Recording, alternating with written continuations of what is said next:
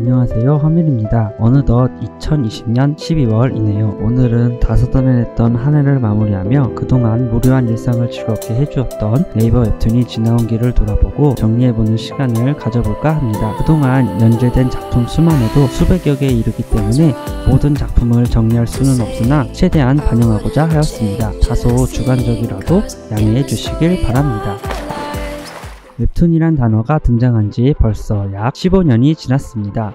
그 전까지 만화라고 하면 만화책이나 애니메이션을 지칭하는 말이었으나 요새는 거의 웹툰으로 통용되는 것 같습니다. 2000년도 엽기토끼, 북가, 졸라맨 등 인터넷 플래시 애니메이션이 등장하며 그해 8월 8일 천리안 사이트에서 온라인 만화 서비스를 제공하는데요. 이때 웹툰이라는 말이 처음 생기게 됩니다. 이후 2001년 스포츠 신문사도 가세하여 본격적으로 웹툰이 등장하기 시작합니다. 이때 연재됐던 작품은 댄 작품으로 유명한 양형순 작가의 아세끼가, 네이버에서 꽃가족을 연재하기 전 슈리닝이라는 작품이 있고 가우스 전제로 네이버에서 연재한 적이 있는 트라우마 등이 있습니다. 네이버 웹툰보다 조금 이른 시점인 2002년 다음 만화 속 세상이 등장하며 본격적으로 대웹툰 시대가 열리기 시작합니다.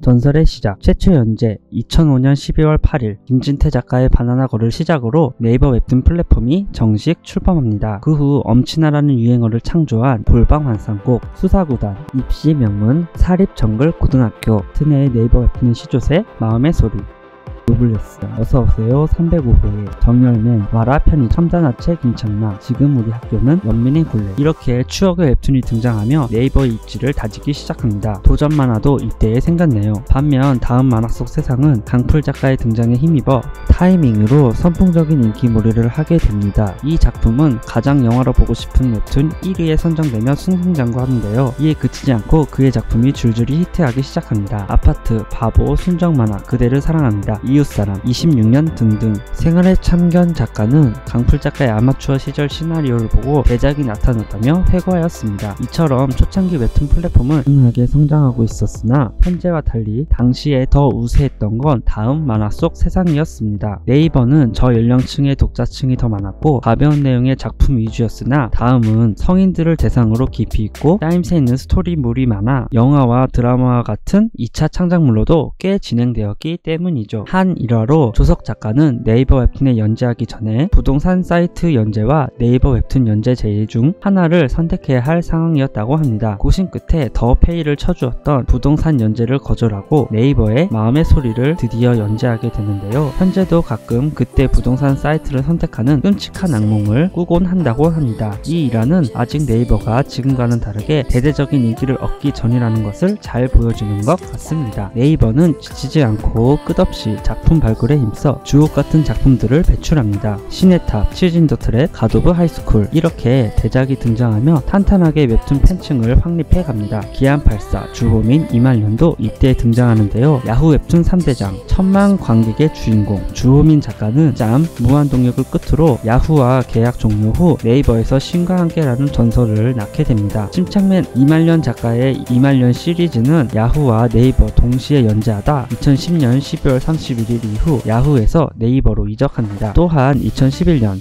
노병가를 끝으로 야후와 계약 종료 후 패션왕으로 네이버의 돌풍을 일으킨 기안84 작가까지 정말 네이버에겐 잊을 수 없는 한 해였겠네요. 이에 다음도 지지 않고 이끼, 은밀하게 위대하게, 미생 같은 대박을 터뜨리며 웹툰 황금기를 열기 시작합니다. 이후 네이버는 지치지 않고 새로운 시도를 선보이는데요. 2011년부터 시작된 이 프로젝트는 여러 작가들이 한 주제를 가지고 다양한 시도로 재미를 선보여 지금까지 인기 있는 특집 웹툰 시리즈입니다. 특히 공포 특집은 매해 여름마다 화제가 되며 각종 커뮤니티에 후기글이 올라오고 특히 호랑 작가는 압도적인 인기에 힘입어 해외에서도 화제가 됩니다. 웹툰 특성상 정적이고 일방적으로 콘텐츠를 수용할 수밖에 없는 한계를 극복하고 실제 튀어나올 듯이 그림이 움직임으로써 몰입감과 현장감을 살렸다는 호평을 받은 바 있습니다. 2012년 대학만화 최강자전을 시작으로 만화창작가 대학 교수와 학생이 팀으로 출전해 작품을 선보이는 신선한 기획으로 화제가 되었습니다. 현재는 대학과 상관없이 누구나 진출할 수 있으며 공모전 상금이 남다른 스케일을 자랑하고 있습니다. 외모 지상주의를 시작으로 프리드로우 같은 10대 학교물이 인기를 끌기 시작합니다. 둘 다 드물게 배도 출신으로 연재 초반부터 두각을 보이며 실시간 검색어에도 오르는 등 10대 청소년층의 압도적인 지지를 받고 있습니다. 준수한 작화, 공감가는 스토리, 흥미로운 연출로 지금까지도 인기 순위에 빠지지 않으며 또한 잘생긴 웹툰 캐릭터뿐만 아니라 실제 작가의 훈훈한 외모도 화제된 바 있습니다. 예전부터 인기 있던 연애혁명과 어깨를 나란히 하며 요일별 인기 웹툰 대부분이 학교물이 차지하는 현상이 발생합니다. 현재까지도 학교물이 꾸준히 상위권을 차지하고 있는데요. 이렇게 10대 연령층의 사랑으로 네이버 웹툰은 다음 웹툰을 누르며 웹툰 플랫폼으로서 1위 자리를 차지하기 시작합니다. 하지만 이렇게 학교 웹툰이 많아지며 작품에 등장하는 일진, 그 소재에 관해 조금씩 문제가 되고 있는데요. 이 이야기는 뒤에서 더 얘기해 보겠습니다. 먹방. 인터넷 방송에서 타인의 먹는 모습을 보고 희열을 느끼는 시청자들이 증가함에 따라 웹툰계도 음식 열풍이 쏟아졌는데요. 야매요리, 공복에 저녁 밥 먹고 갈래요? 백수새끼 등등 현재도 음식 웹툰이 속속 등장하고 있습니다. 역전 야매요리는 친숙한 요리 실력과 찰진 드립력, 사진과 웹툰이 만나는 새로운 시도를 선보여 큰 인기를 얻었으며 공복의 저녁 식사는 배도 출신으로 깔스러운 음식 묘사와 학교물의 조합으로 정식 연재까지 가게 된 케이스입니다. 이때부터 요리만 하라면 음식 나오는 장면만큼은 뛰어난 퀄리티로 식욕을 돋구도록 연출된 장면이 나오는 것이 필수 조건이 되었으며 이때부터 음식 만화 작가가 상향 변준화됩니다. 웹툰의 영향력이 거대해지며 인터넷은 물론 문화산업으로서 국내뿐 아니라 해외에서도 성과를 거두는 등 미친 성장세를 보이며 주목받기 시작합니다. TV 예능, 유행어, 짤방으로 일상에 자연스럽게 녹아들었고 웹툰 원작 드라마가 흥행에 성공하는 등 탄탄대로를 달리기 시작합니다. 특히 그동안 지지부진했던 웹툰 영화화가 드디어 흥행하게 되면서 웹툰은 엄연한 문화산업으로 자리매김합니다. 이처럼 웹툰 산업이 성장함에 따라 좋은 일만 있을 것 같지만 위기도 종종 있었습니다. 2012년 아주 찬물을 끼얹어 버린 사건인데요. 문제의 작품은 입에 담을 수 없는 내용으로 도전 만화에 연재하여 그 작품을 본 독자들은 경악을 금치 못했고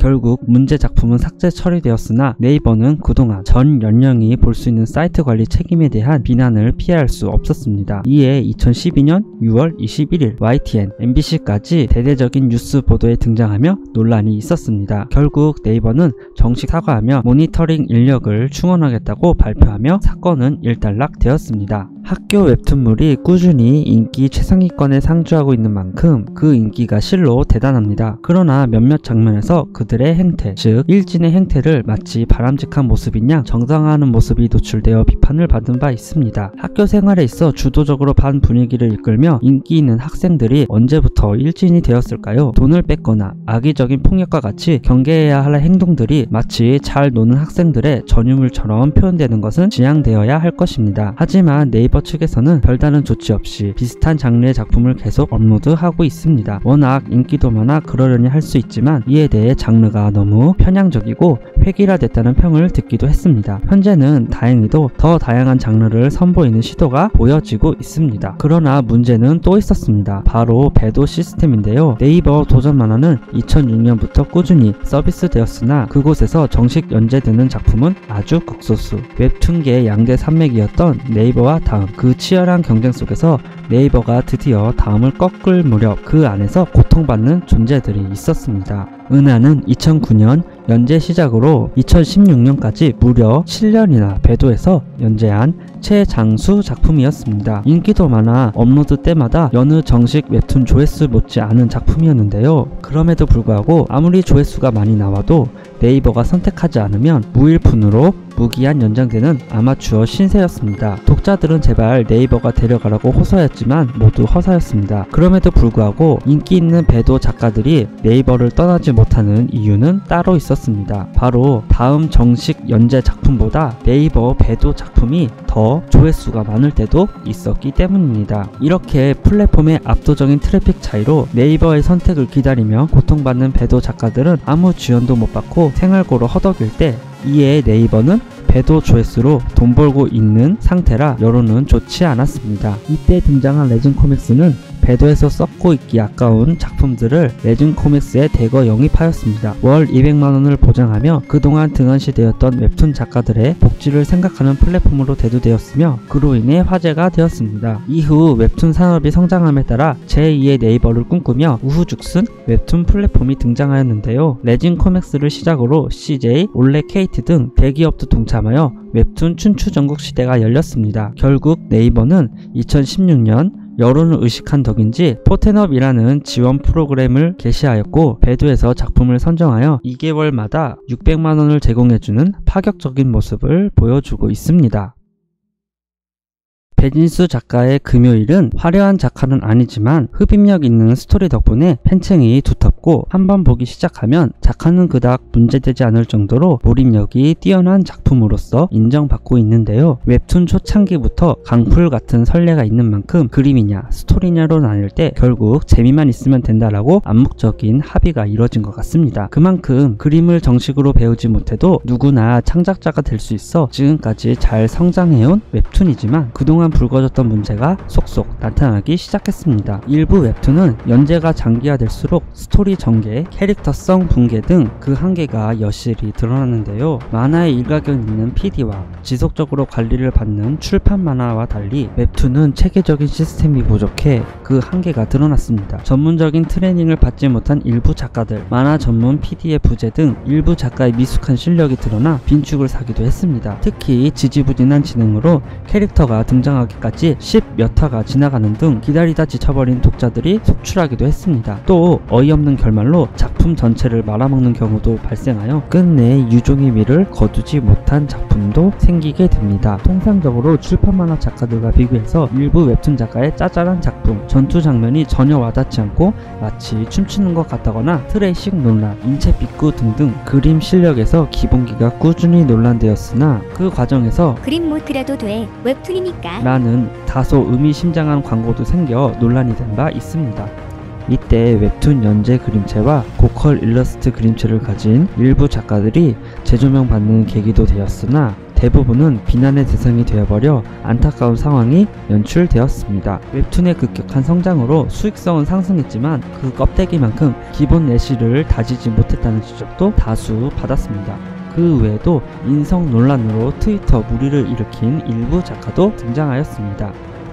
이때 작가와 플랫폼, 대환장의 콜라보로 막장이 돼버린 사건도 있었는데요. 개그 장르만 선발하여 정식 연재 기회를 얻을 수 있는 공모전에서 분명 연재된 적이 없는 작품이 자격 요건이었음에도 피키툰에서 연재된 적이 있는 공감 JP 아마 이때가 네이버 최대 흑역사가 아닐까 싶네요. 이렇게 혹독한 시련을 겪은 네이버는 절치부심하여 새로운 전환점을 맞이하게 되는데요. 그동안 잊혀져 필력자들이 대거 네이버에 영입되며 전반적으로 웹툰 전체 퀄리티가 수직 상승하게 됩니다. 이에 그치지 않고 획일적이고 일방적이었던 정식 연재 기회가 더욱 열린 방식으로 변하는데요. 타 사이트에서 1년 이상의 연재 경력만 있으면 직접 네이버 웹툰 담당자와 직접 연재 미팅을 가질 수 있게 되었습니다. 이렇게 웹툰 퀄리티가 전반적으로 상향 편준화되어 독자들의 눈도 높아졌고 작품을 고르는 기준도 까다로워진 만큼 웹툰 자체도 진화하기 시작하여 점차 전문적인 작품으로 인식됩니다. 블로그에서 취미삼아 그리던 만화가 네이버에 정식 연재되던 시절도 있었으나 이제는 네이버 웹툰에 입성하기까지 대비 문턱이 아주 높아지며 웹툰 기획사, 엔터테인먼트, 웹툰 전문 학원도 우후죽순 생겨나고 영화사, 극작가, 시나리오도 그림 작가와 만나 웹툰으로 재탄생하는 경우도 생겼으며 일러스트레이터들도 웹툰에 발을 들이게 되며 웹툰의 스펙트럼이 아주 넓어집니다. 이에 따라 전문화된 인력들도 죽어가던 만화 시장의 새로운 희망으로 떠오른 웹툰에 더욱 전문적이고 다양한 분야의 사람들이 눈길을 돌리기 시작합니다. 이렇게 2020년에 네이버 웹툰을 살펴보았습니다. 재밌게 보셨나요? 체력 관계로 다 얘기하지 못했지만 추후 빠진 내용은 후편에 제작하도록 하겠습니다. 시청해주셔서 감사드리고 올 한 해 마무리 잘하시고 내년에도 잘 부탁드립니다. 감사합니다.